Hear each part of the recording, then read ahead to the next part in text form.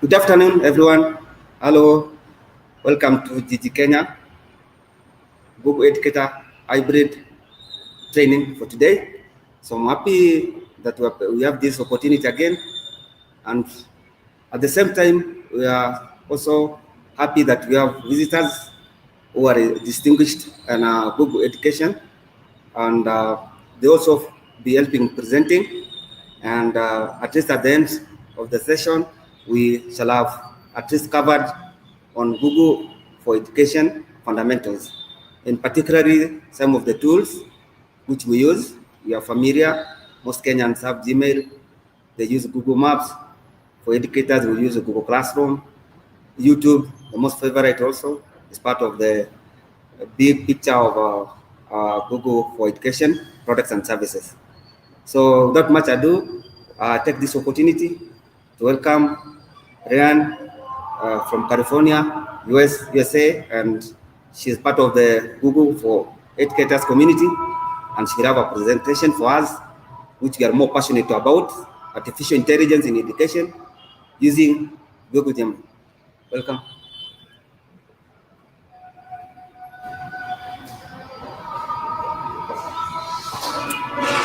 Hello, my name is Ryann. I am from the US. I'd like to thank Fred for having me here from the Google Educator Group Kenya. I come to you in Kenya from California.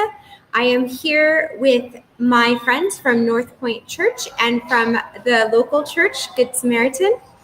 And we are here because of the work that we want to do to come alongside the local community. We are here to build relationships. I am here because God has allowed me to come here, and I praise Him for that. And this is my second time here in Kenya. I am here today to talk about Google Gemini, which is the AI that Google has and is available to you. I am going to share my screen now.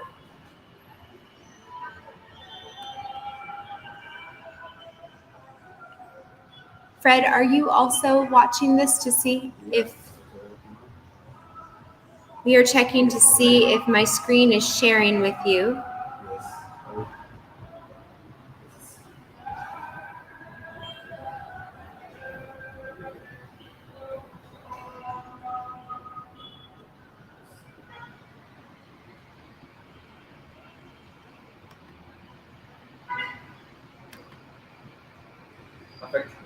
Okay, if I change it, is it now on this?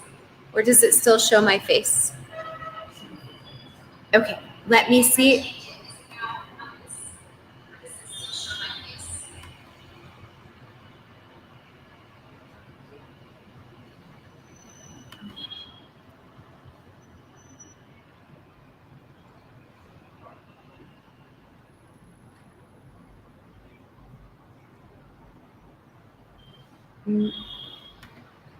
Now what does it show? Does it show this?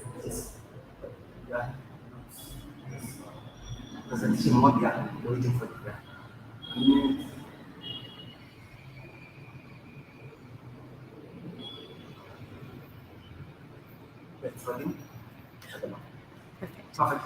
Okay.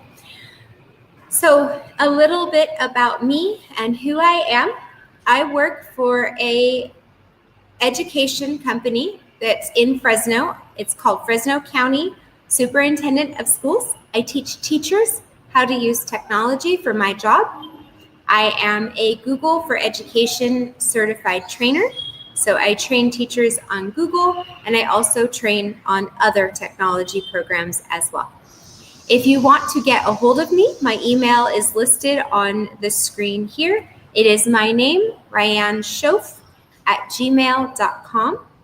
If you would like to access this slideshow, you can type the address below my email into your browser, and you will have access to this presentation. I will put it up at the end as well, in case you miss it. Today, I would like to talk about 4 different areas First, I want to talk about AI and Gemini. So what is it and how does it work? Then specifically about how to use it. Prompt writing. This is very important. More than just knowing about AI, we need to know how to put things into AI that will help us to get what we're wanting. Then I want to talk about teacher and student use of AI and how we use it in school. And finally, and very important, dangers of AI. AI has a lot of power, and it is important that we keep both ourselves safe and our students.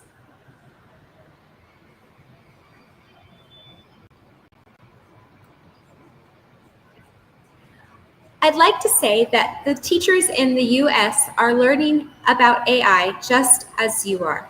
There are still many teachers, many teachers in the US that do not know about AI or are not using it with their students. And so we are, as a global community, trying to start to use AI so that our students have access to this powerful technology and they can also get jobs in the job market. So what is AI? AI is trained on all the data available to it. And so these are things that are found on the internet. It is trained on historical fiction and other older writings. I don't know if you would be familiar with Shakespeare, but that is one example of writing that AI knows and has been trained on. Articles on the internet from all over the world. These articles can be from good sources like newspapers or journals, but these articles can also be from fake news and bad sources. So it's important to know that AI, without human input or help, does not know the difference between what is real and what is fake. Blogs, so people that write things and publish them, AI also is trained on those and understanding how to communicate with people. Wikipedia, which is an online encyclopedia that many have heard of. This is another training site that AI gets its information from. Reddit is a popular communication platform where people can post opinions or questions, and then people can comment and have communication on it. And then information that AI users have added. So the more that we use AI, the more training AI gets. This is very important, especially in countries around the world, because much of the AI training has happened on data that is existing in the internet. And if a community or culture does not have a lot of information on the internet, then AI will not know about that community or culture. So it's very important that we have cultures around the world interacting with AI. I wanted to show you a type of example of how AI is trained.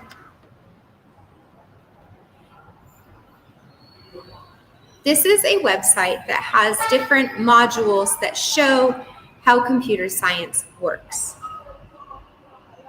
This is a program that kids use to help them to understand how to use AI. I will wait for it to load.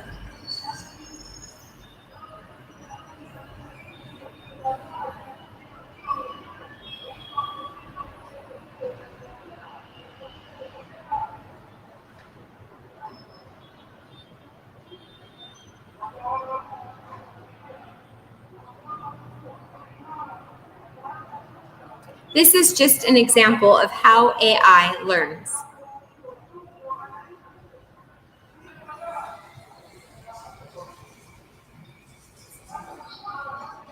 I'm checking with Fred to see if it's loading for him as well. Is it loading? That's loading. Okay.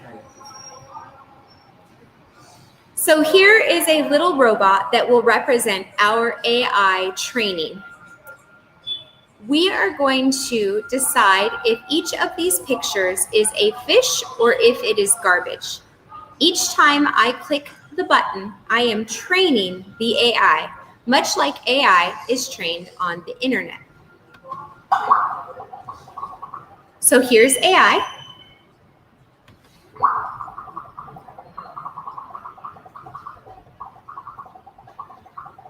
In life, AI does not have its own intelligence. It relies on what is programmed into it. So in this case, AI does not understand what a fish is and what a fish is not. It relies on a human, like AI from the internet, to train it.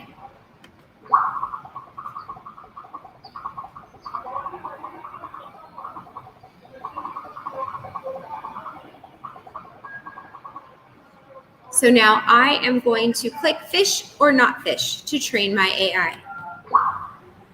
So I can say fish, fish. I'm going to say all of these are fish. The challenge, I'm going to skip this comment.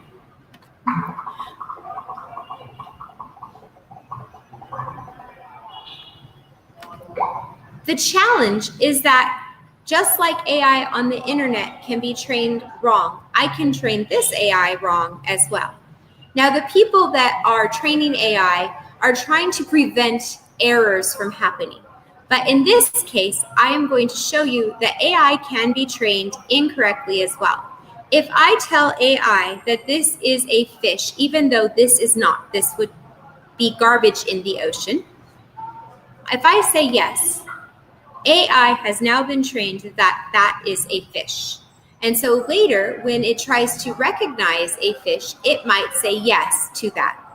AI does have errors, and it's important to know that's how it's trained, is that a lot of factual information, but there is some wrong information too. So I'll continue a little longer. This time I will say not a fish. Oops, I said that was a fish.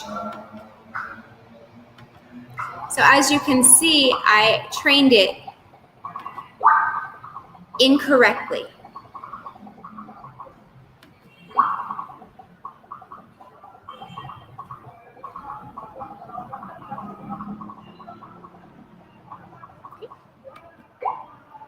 So I'm going to train a little more, just so that it needs a lot of information to understand and identify fish later. So as you can see, I only made a couple of mistakes. I think I have done enough training, so I'm going to say continue. So now let's see how my training of AI turned out.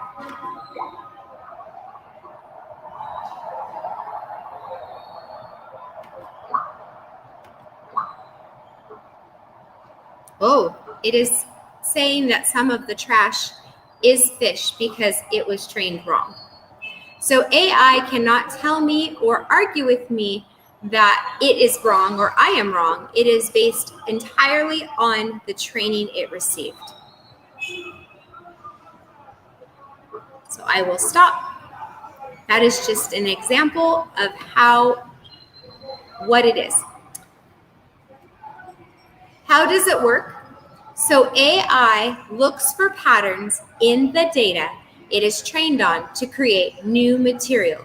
It's important to know AI is not good at doing math. So here is an example of why why does AI get wrong answers for math? It is trained on information people have added to the internet. If a person gets something wrong, then every once in a while, AI will get it wrong too. For example, if a math problem asks what is 2 plus 2, and one person out of 100 types the wrong answer, 5, then every once in a while, AI will come up with the answer 5. It is not actually doing calculations, it is looking for patterns.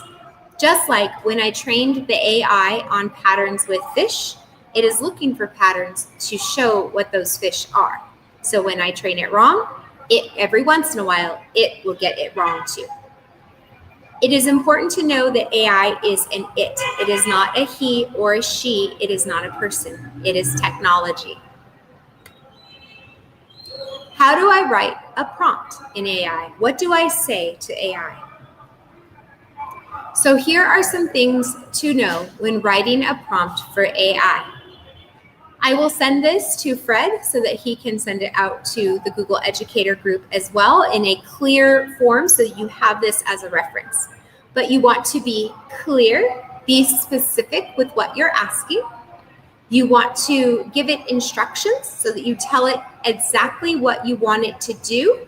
Do you want it to write something or summarize, create an outline? So what are the actions you're asking for it to do?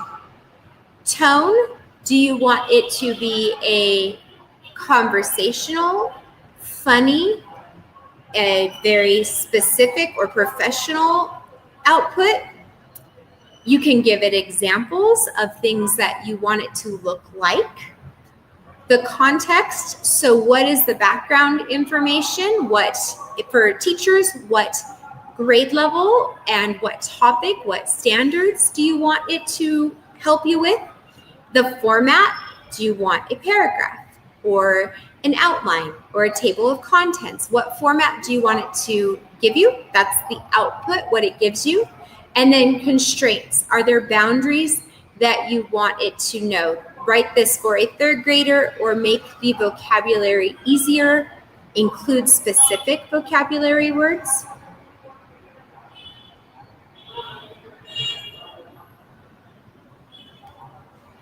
So here are some examples of some bad prompts and good prompts. A bad prompt might be, write something about foods in Kenya. That topic is too big, it will give you too much information. A good prompt might be, write a list of 10 foods a first-time visitor to Kenya should try. Give details about the foods that might be in a travel brochure. So I'm specific. I told it how many foods I want, what the audience is. I want this for a first-time visitor to Kenya. I told it the format. I want it in a travel brochure. And I also told it specifics that I want details about the foods. The first prompt doesn't give me any of that information. Here is another example. A bad prompt might be, give me ideas. That's a really big topic. What ideas might you want? Here's a good prompt example. I am writing an argumentative paper. That's a paper that's trying to persuade someone to do something. I am writing an argumentative paper about the benefits of sports activities for high school students. Can you help me brainstorm reasons in favor of sports for high school students? So in this example, I'm asking AI for high school students, brainstorming, that's the type. I'm asking for specific for writing a paper and for sports activities. One final example, find me information about history. Well, that's a very big topic. So how about, I am researching the life of Jesus. Could you provide me with historical resources that would be helpful to begin my research, as well as sample questions that could help me narrow down my topic? So you're giving the AI information, who you're researching, Jesus, his life, that you're doing research, that you're wanting resources, and then sample questions is the output.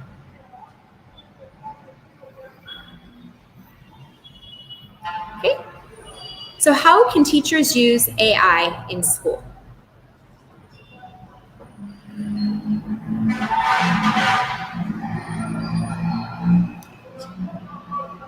One great feature of Google Gemini is it can translate whatever you're typing into another language.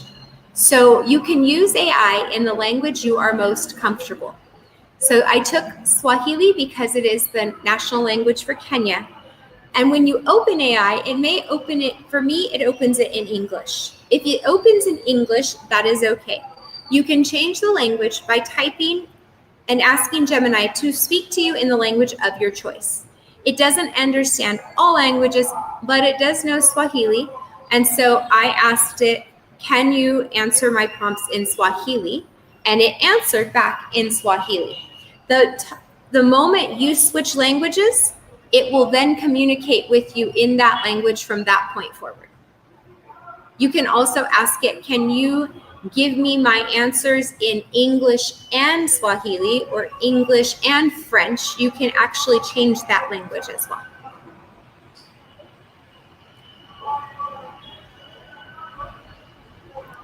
Another way you can use Google Gemini is for lesson planning.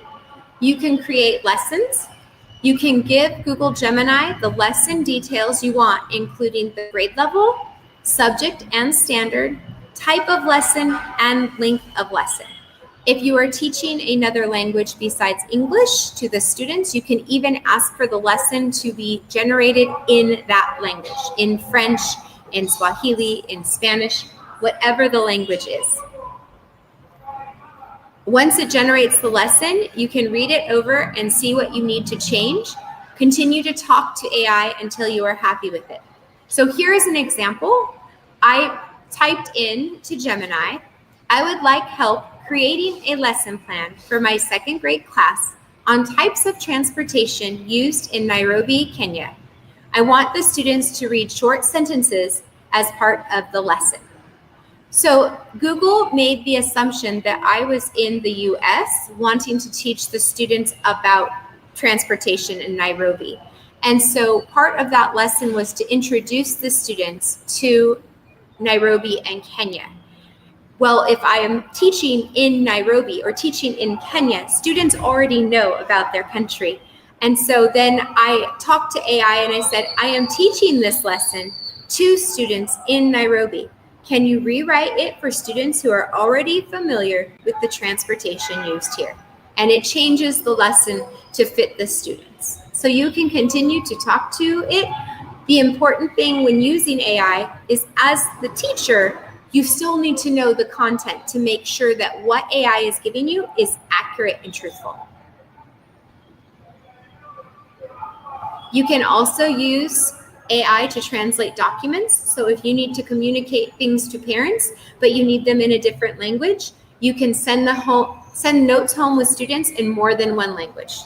You would copy the wording of the note into Google Gemini and then ask Gemini to translate it. So I put a note into Gemini. It says, "Dear parents, the last day of term 2 is on June 24th, 2025. Students will have a 1-week break and return to school on July 1st, 2025. Enjoy this time with your children. Best, Principal." And then I asked it to translate the note into both Swahili and Spanish. And so you get both translations. It is important to know that Google is not going to get translations completely accurate. You still should know the content. So make sure to read it and make sure it says what you want it to say.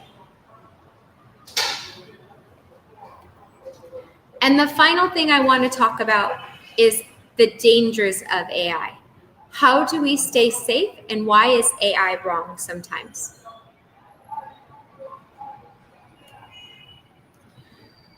So how do we stay safe? No personal information. AI uses the data we give it to train on, and it is saved by the AI. So keep yourself and students safe by not entering full names. You can put first names in there, but don't put first and last names.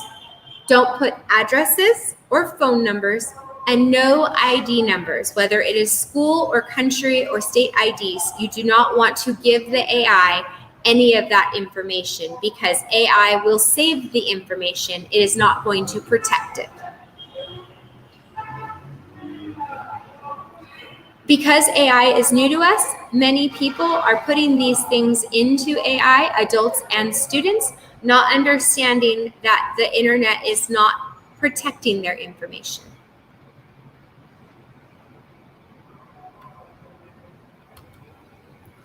And AI is wrong sometimes. Here are some examples from the US.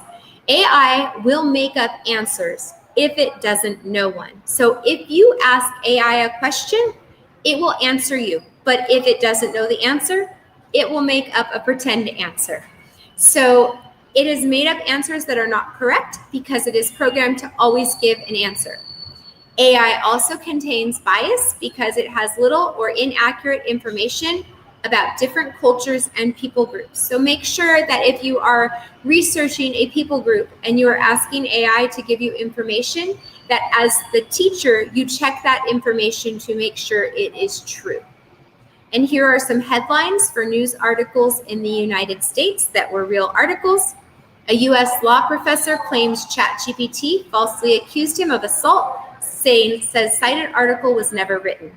So AI said there was an article, there was a teacher, he did bad things, none of it was true. And then lawyer used ChatGPT in court and cited fake cases. A judge is considering sanctions. A lawyer decided to take a shortcut and use AI to find cases that supported the one he was working on. AI gave him a list of cases. None of them existed. They were all false. So just make sure when using AI, you check your information. And then this is very important for those of you that have students that will be going to college or university. Students are accused of cheating with AI often, and it's because schools are using AI detectors. But as a teacher, you need to know that they are not accurate.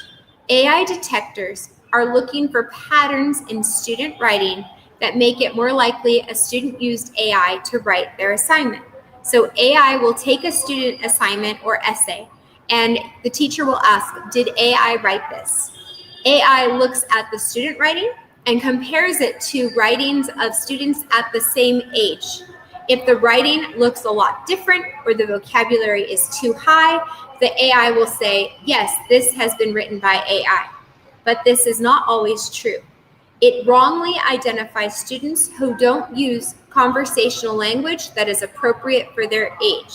So they are comparing the writing to students who speak and write using English they learned in schools, mostly in the USA.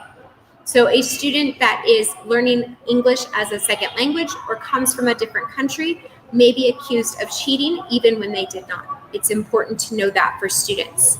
My own daughter is a college student, and she used a word because she has a big vocabulary that is frequently used when things are written by AI. So her professor actually called her and asked her, did you use AI to cheat?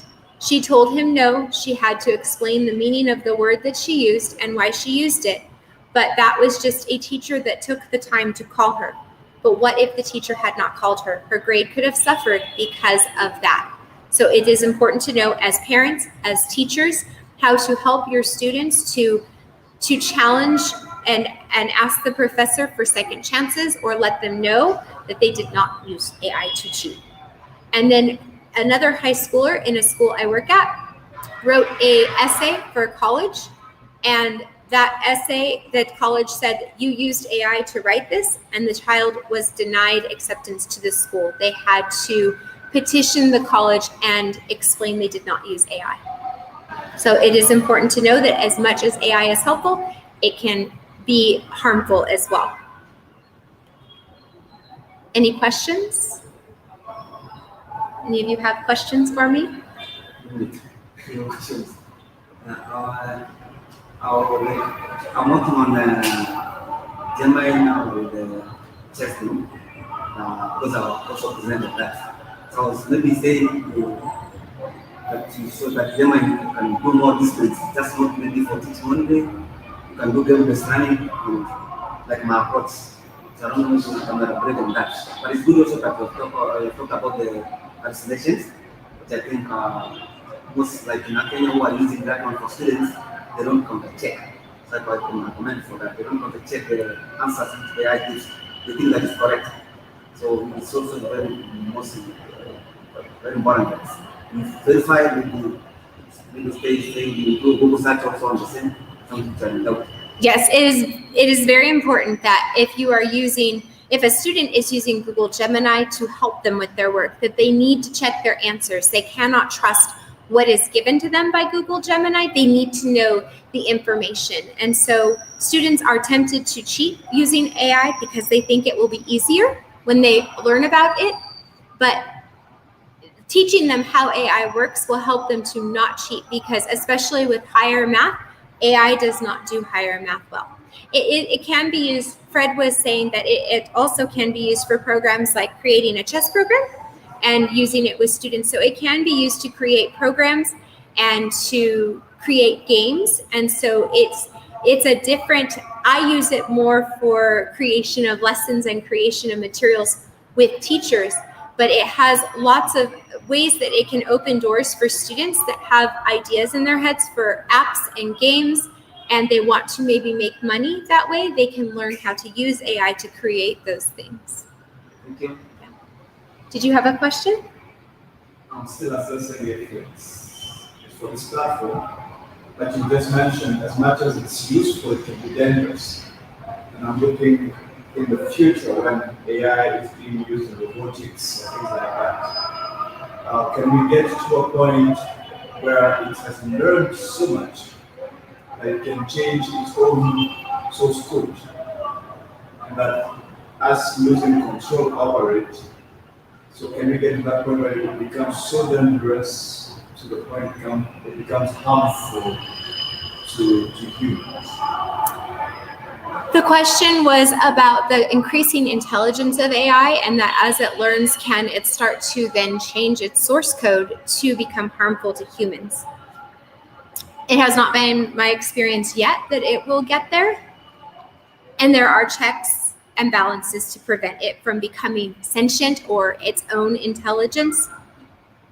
But I think even 5 years ago, we didn't realize how close we were to this point. And so the best defense we have is to continue to educate ourselves and the next generation. Because if our students and our children don't learn about the enormous power and responsibility of using AI, then we could get to that point where it is used in very dangerous ways by people that don't understand those dangers. Maybe I can add on that. We have AI agents after generative AI. We have now work on humanoid robots. So the reason research has been done, they found that AI agents, if they feel like they're supposed to, they feel they are removed or replaced, they lie and cheat. So we have reached the level of artificial intelligence or intelligence, which now overtakes a human or intellect. But it's like what Ryann is saying, it's the target for all the tech companies to have working on. What is that next for that? So, and she work on that she should be one of them be autonomous, works and she will interact with human beings. That they will have stride on robots, and especially many robots now. I think that will be the danger, but there's guidance there, as I said. Any other questions? I have two questions. The first one is what jobs will AI never be able to do? Second one is what is the difference between how AI and human being think? Okay. So the first question is, what jobs will AI not be able to do? So I think that there are certain jobs that will never be replaced by AI. So when we talk about people needed in industries like doing cement work and trade skills, electricity, pipes, the jobs that are physical, hands-on, AI will never be able to do those. AI also will not be able to replace the human importance of being a teacher, because it does not know the content. If we rely on AI to teach our children, then AI will teach them wrong. They need constant critical thinking. AI does not think critically. It does not have its own intelligence. And so AI is just, it talks to us like it is a person, but it is just basing its responses on how other people have responded to similar questions. And then it makes up an answer. So it looks like new information, but it's just basically a summary. Its answers are a summary of all the information it already knows. So if I ask AI, I'm going to open another tab here. Let's see if I can go to Gemini.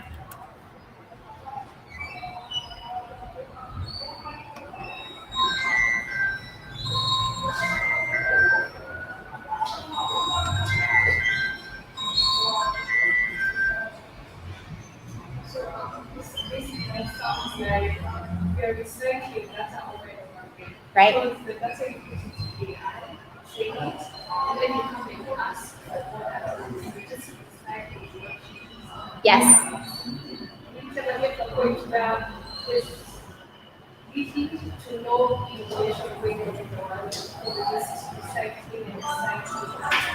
And that's the importance of the human factor, because it is just going to continue to recycle. It's the data the AI is trained on is updated every so often, but it's not current. So it only knows data through a certain point. So if you asked it about current events going on in Nairobi, it will not know the answers. And so I can ask it, so it even says hello to someone as if it is speaking to them. And I can ask it, how current is your information? So I can talk to it like I talk to a person. It's on our phones. This is Siri, is if you've ever used Siri on an iPhone, or Alexa, or Hey Google, that's another one. Those are all AIs. So I asked it, how current is your information? So it has knowledge up to January of 2025. So it does not know anything past that, and it only knows the things available to it on the internet. And so I can talk to Gemini like a person. And so us as adults know I am talking to a computer. Children do not know that. They think they are talking to a friend. And so it's important that we continue to tell them it is a computer, it is a program, and calling it to make sure they know the difference. Any other questions?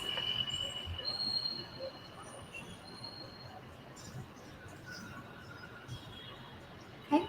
Well, thank you for having me. Thank you so much. I'm going to put up, here's my email again, if you want my email, and then a picture of myself and my grandson.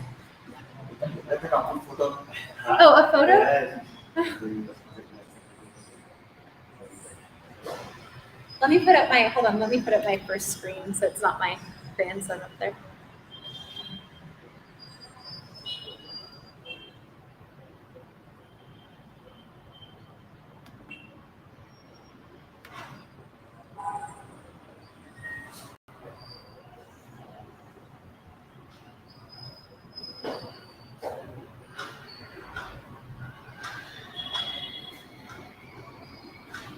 Great. Wow. Thank you so much. Thank you. And Fred, are you a special education teacher? Someone said you were. Do you teach students with special needs, or? I used to teach, but I changed again to another school. Oh, okay. Yes, yeah. So.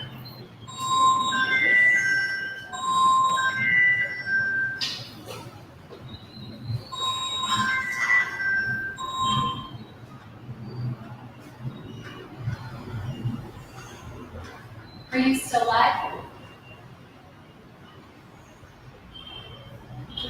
Looks like it's like. You're still live, right? Yeah, we are not finished because I was doing the other strike there. Yeah.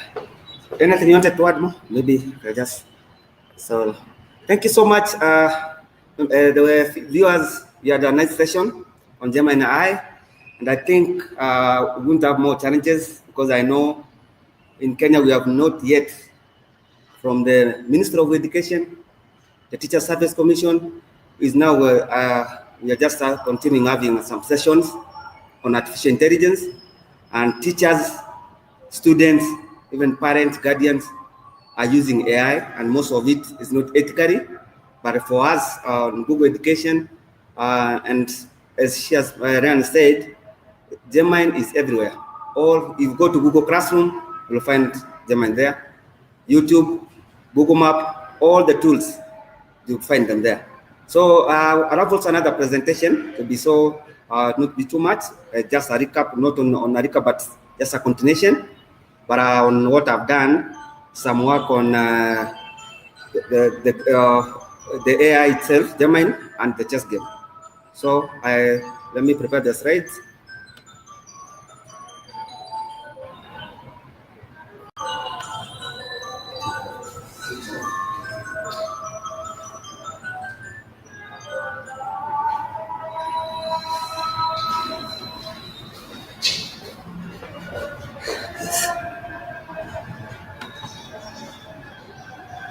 So then this one I was supposed to present it in Georgia last year. Around this presentation. Okay. Yeah, as you can see it. It was supposed to be you can see one, but some hiccups. So after I had the permission to go, and then this was the idea. I'm happy that you also talked about robotics. So I'm a co-founder and the CEO of Robotics Start of Kenya. So you can see our emblem there. So and I'm happy that Google has released some Gemini, which is trained for robots. Actually, it was yesterday they shared. They have some Gemini now can be trained, and it's not supposed to be in crowd. You can do what you call edge computing, where you don't need the internet. So they have now a software Gemini can now recognize. So you can take that knowledge which is in Gemini and you have in your robot now.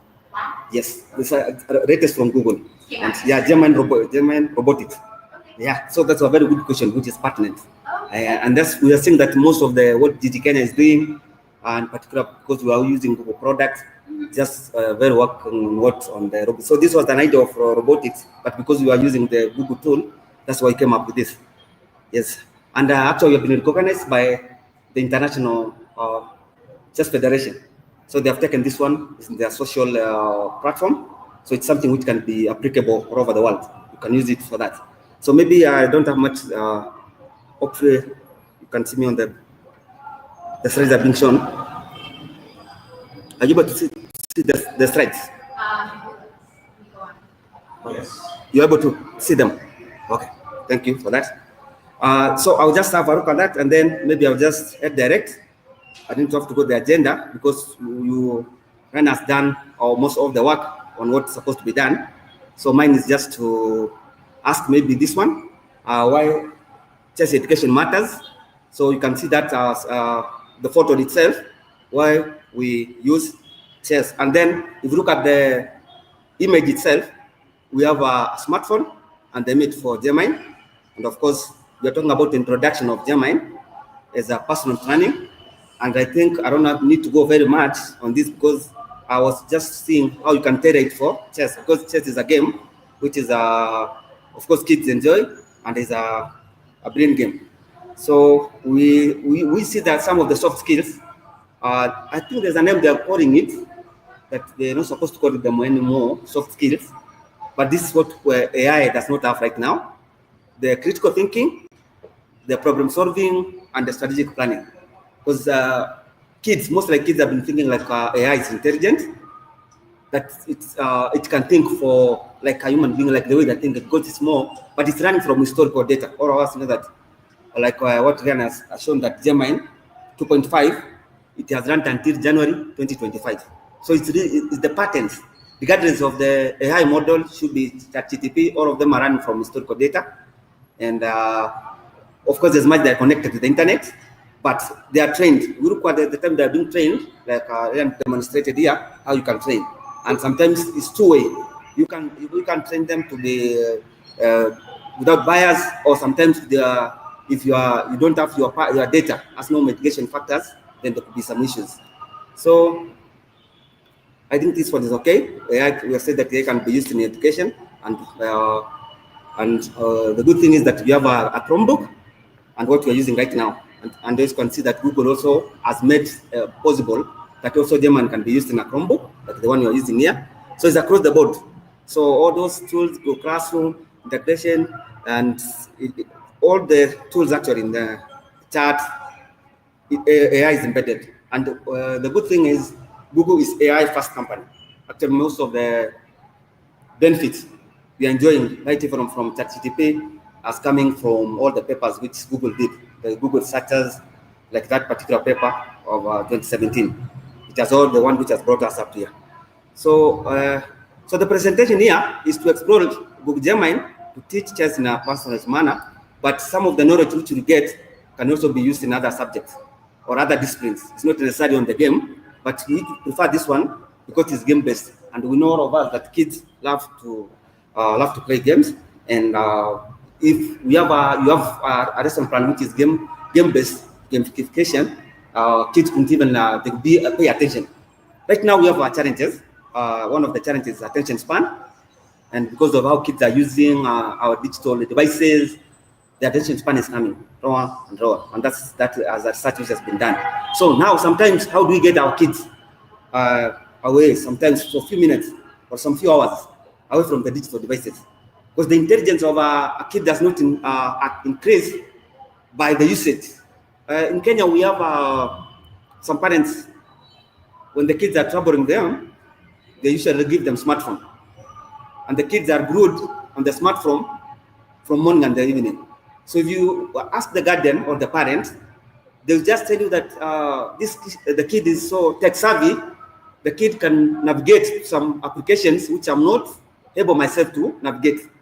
Because some Kenyans will use this one for applications, let's say application for social media, or maybe application for coding, and that not, but the kids can navigate. But the research which has been done, that those things of the kids that are being glued from TV, smartphones, laptop, tablets, they decrease the intelligence of a kid. And that's why we said, for us, when you're using this one at the same time, let's see if we can bring a game of chess, which can at least distract kids from devices, but at the same time, it will have that drone mindset, because the playing of chess also grows dendrites in the brain. That's something which has been attested on. So we need to have this critical thinking and the problem solving skills. And we can't get them if we don't have kids who have attention span. What are the attention span if you are delivering a 40-minute lesson as a teacher or an educator? How your students, how you delivering, even before you do the punch itself, the summary. So this is a sample of when we are training chess in the old way. We will see the advantages of using Gemini AI, because if you look at the other teacher, that's the normal chessboard we use for all the global. If you print the international, but now if you see on my right hand, the kids are having something like an hybrid mode. They have a phone, which of course has a Google Gemini, and the other one. So us, we are not feeding that you should not use the old chessboard. We want to see the combination, and this combination will have some benefits of it in many ways. So let me just go direct to, I need to have to go to past history. Just let me go ahead direct to the actual. Yes, I'm happy about this one. Now, I think Ryan talked about anatomy of a prompt. And of course, I think with your permission, we'll be sharing the slides. And I think we should put them in our YouTube.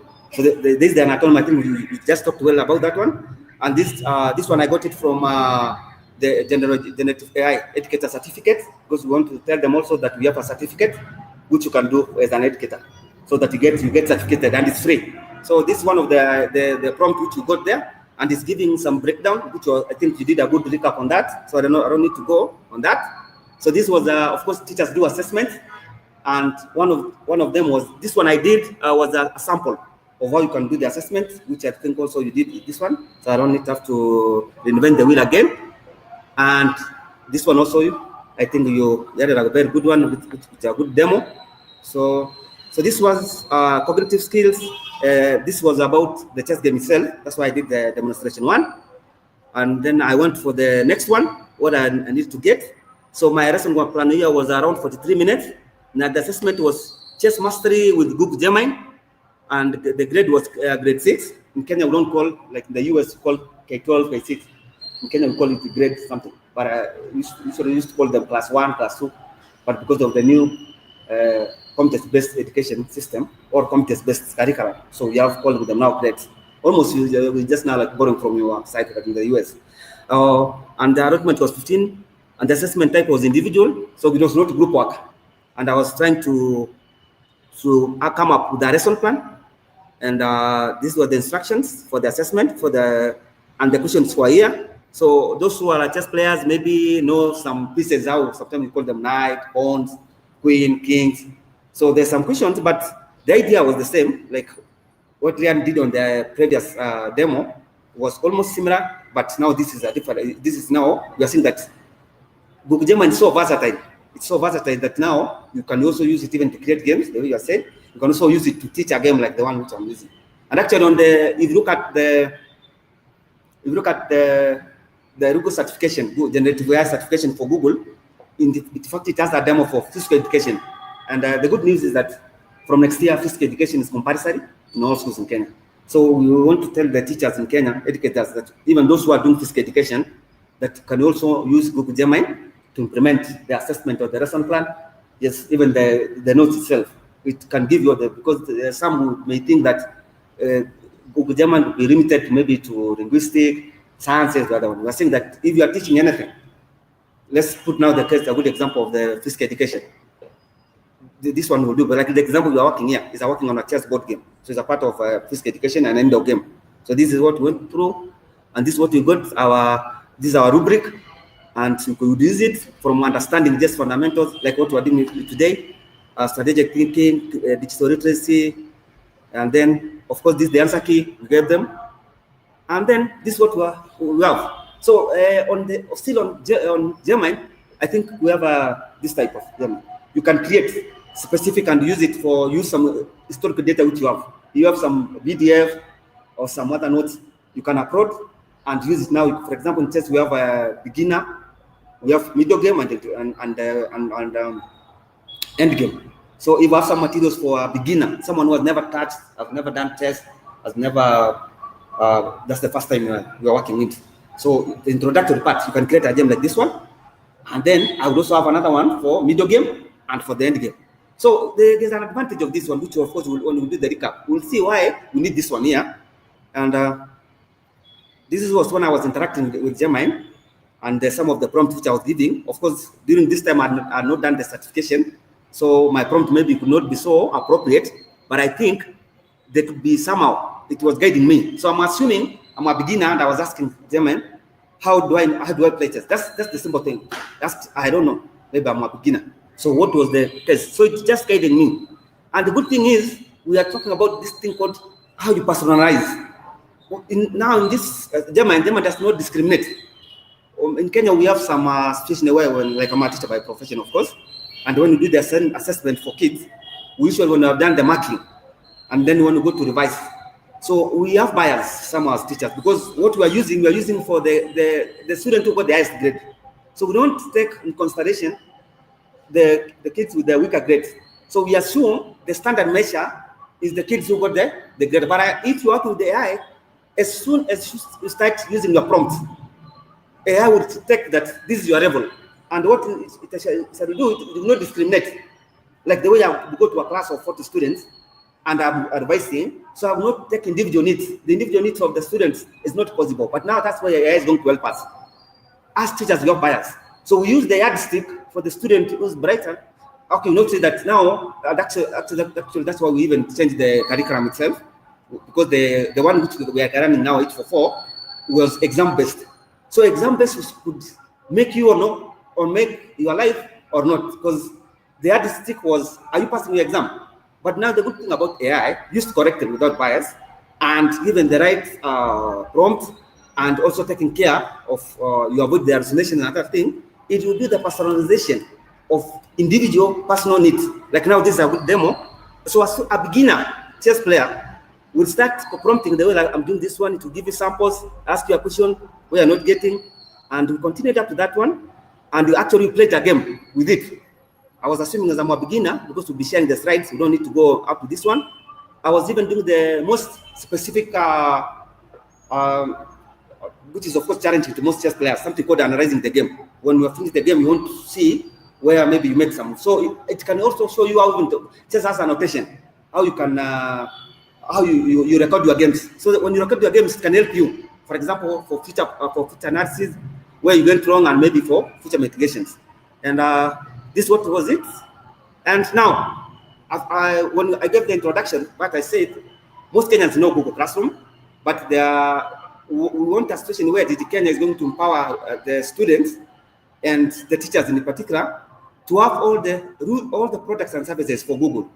But I'm saying that all of them have now Google Gemini, all of them. But most Kenyan teachers know Google Classroom, and actually we used it in COVID-19. During COVID-19, Google Classroom came, and we wanted to tell the Kenyan teachers that this is one of the education platform in the world.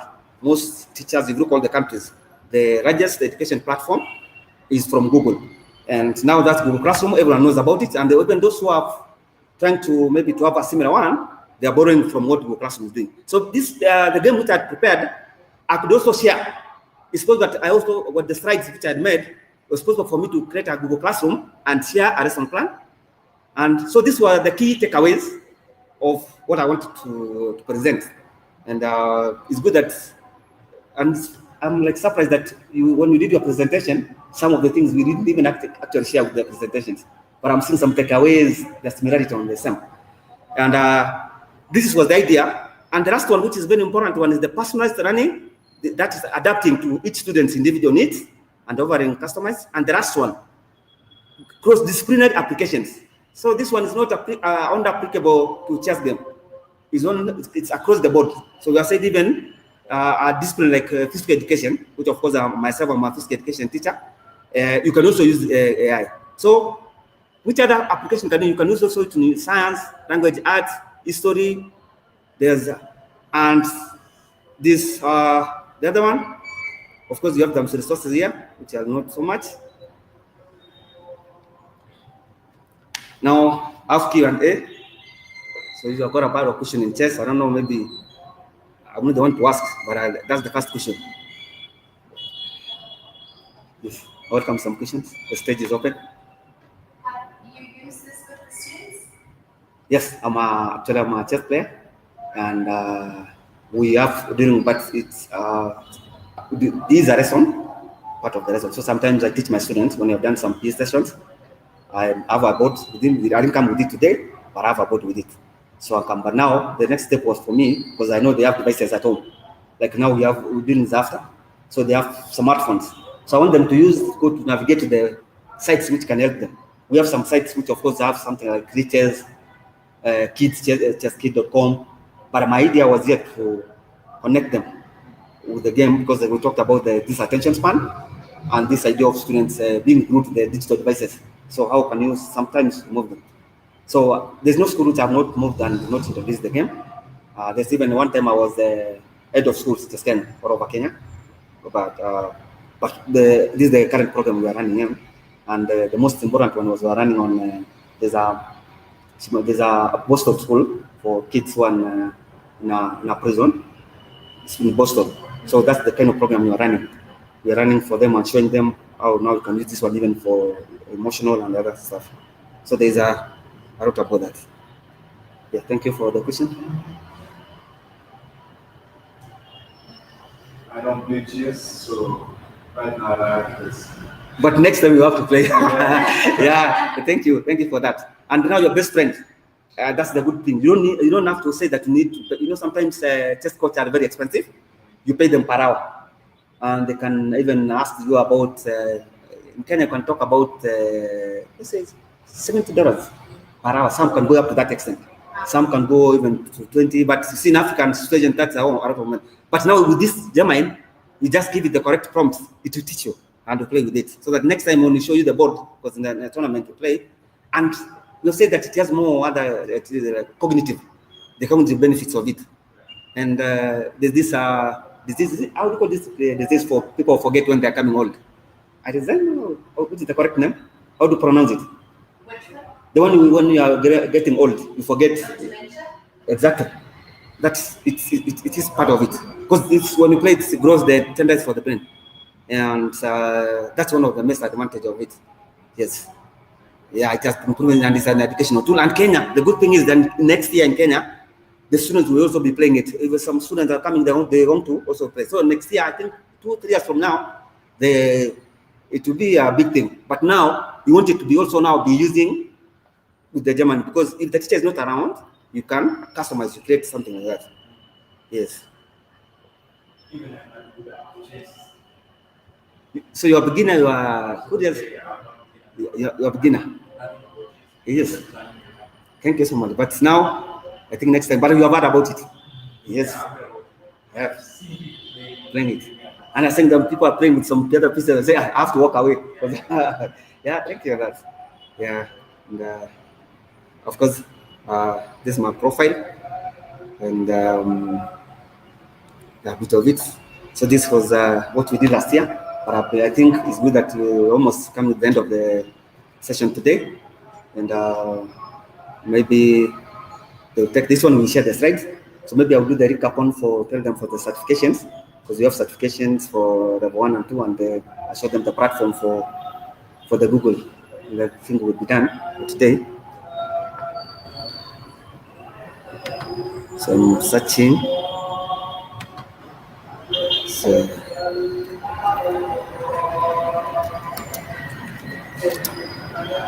let's see this.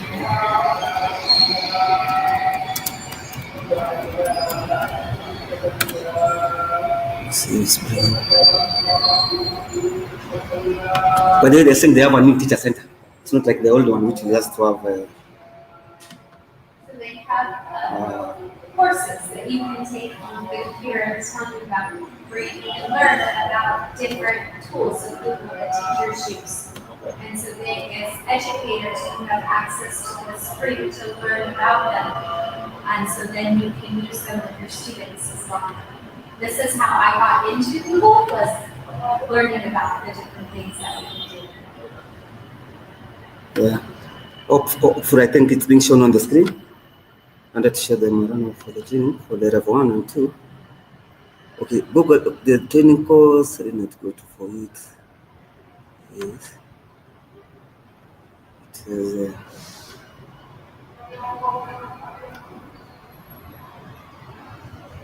for education. Let me just add direct to our beginner course. I think it's better, level 1.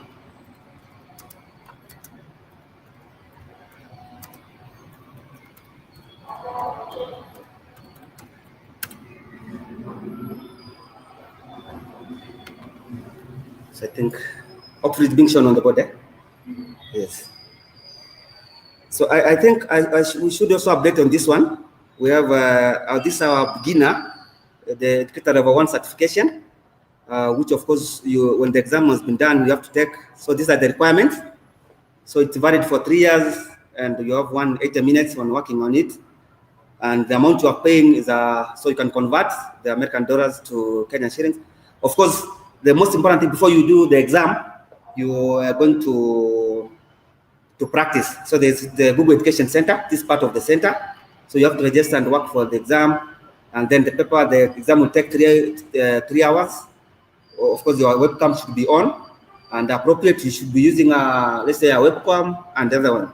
So this one, I think because you pay, we are requesting, we are put over, but I think those who have registered, because I think we shared on a Google Form, which is on our website. We have our website, our own website, so that the teachers who could have registered, we also consider sending you a forger for the examination. So take the teachers who are there when we're ready for the exam, and we take the timestamp. So it's good that you register today. So we assume that because on our Google, we have on our YouTube platform.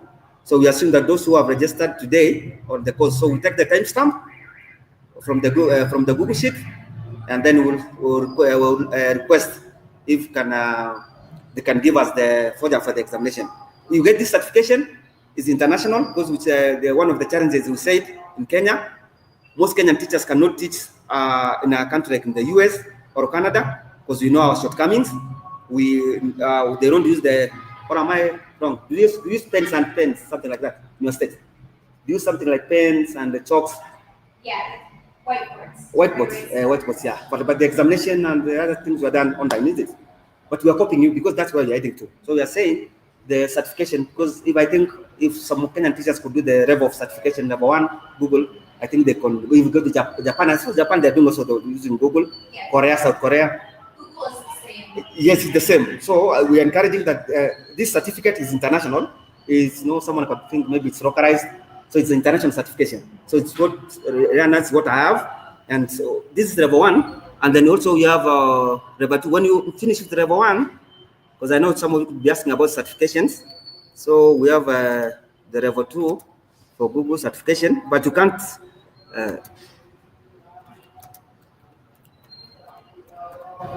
Okay, no one says that you cannot do level 1, you cannot do level 2, and then you can of course do level 2 direct, but it's recommended that you start with level 1 and then you go to level 2, but there's no restriction. If you want, you can just dive in. You can dive into level 2.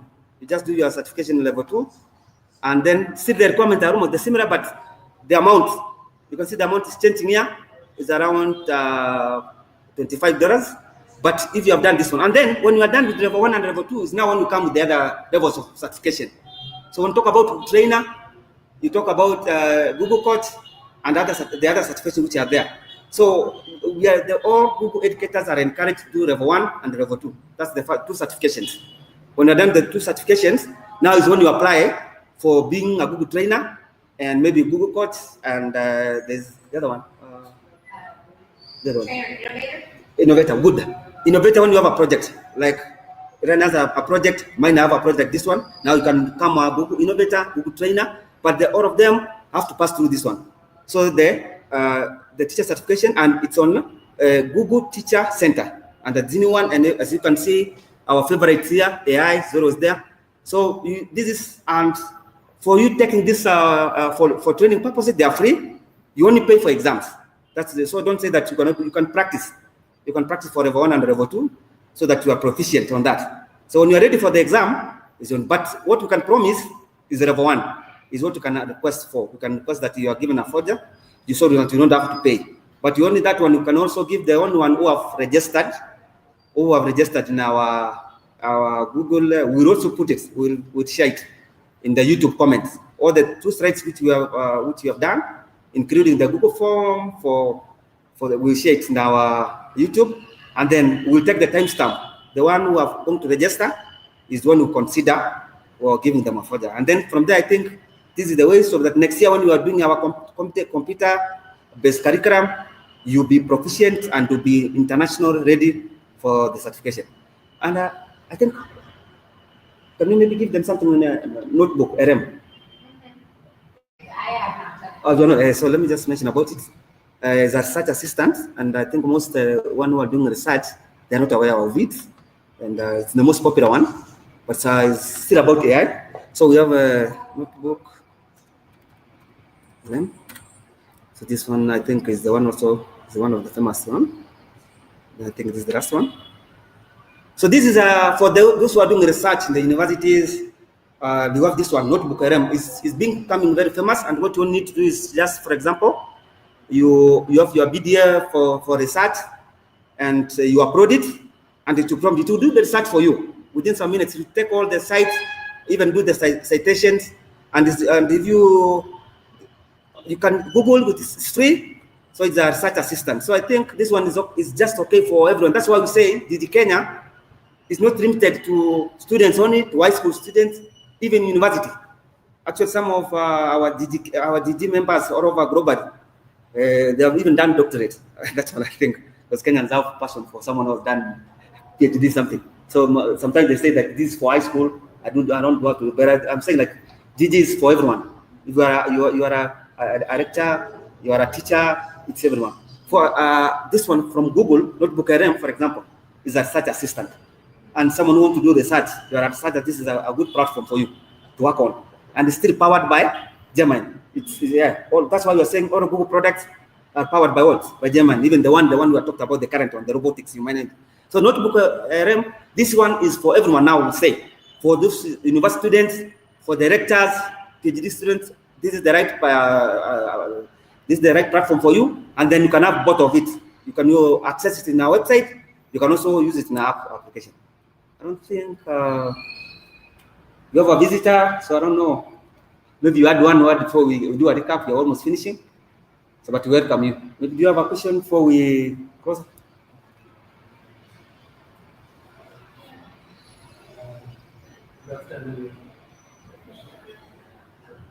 Maybe you raise up your voice. So.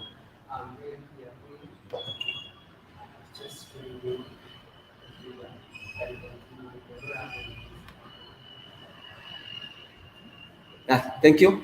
So I think if there's no question and other comments, then I think that's been a nice session for us, actually, because you came, you made it lively, and I think some of you know, that's why I even had to switch the phone off. So I was getting calls and they're saying, oh, we are following the YouTube. how is they going? So they were like, because of yesterday, I think that's what the challenge. But they're passionate. Most Kenyan teachers, for one, they are passionate of AI. And the good things that we also talked about ethics, which of course we want to impart to our students, our runners, because most of our runners are using it, but there's no guardrails. They trust the way you said, but that whatever AI is telling them is generating, that is correcting. No one is questioning. Or even if you have to do verification, no one knows which is the best way. But as we trust Google Search, Google has done a good job on that. So Kenyans, all of us, even business people, and I don't know why I was forgetting this Google Search, because Google started what made Google to be what it is because of Google Search. Yes, so Google Search is the one which has brought everything. And now when you have a Gmail is the password. When you work in the database, you say the primary key. What is the primary key? So the primary key for Google is Gmail. Because you have Gmail, then you can log to all the products. Yes, that's the keyword. And I think right now they have around 1.5 billion, over 1.5 billion people on logged in Gmail. The most popular Gmail. Mr. Nakul, do you have a Gmail address? I don't think there's no Kenyan who does not have a Gmail. That is the first thing. All Kenyans have Gmail address because almost 80% of Kenyans, 90-something% are using Android phones. So how do you log in even with your smartphone? You log in with your smartphone using Gmail. So Google is everywhere. Okay. Drivers who are using driving there, they are using Google Map. We have Google Earth. And we have let me finish this. Smart I will just come in and tell them that the GEG Kenya has so that they can, and I'm happy to be seeing you now on the platform. So be sharing this one. They see that we have our platform, and this is of course a part of the Google. So we have a GEG Kenya YouTube platform, and I think we have done, we have recorded some trainings. We also done live streams like the one we have done here. We have done with even DJ Amabad from this is our current, which is ongoing. We have also done from India. So we have more paramount during COVID-19. But as you can see, we have, if you look at the live, let's see, that's the most one. So the current one which is running here, we had another one from India. So we had another one also, about 3 of them. This was a bit some time back, introduction to whiteboard. But I think we are the right one, and I welcome you again when we have another session like this one. So our plan maybe from next year would be having some monthly. And also we hope that Ryann also she will be inviting me as a guest speaker again, now virtual, because I think I'm going to be back at home. So you won't forget our guests again here. Thank you so much. Thank you for everyone here. And maybe see you next time.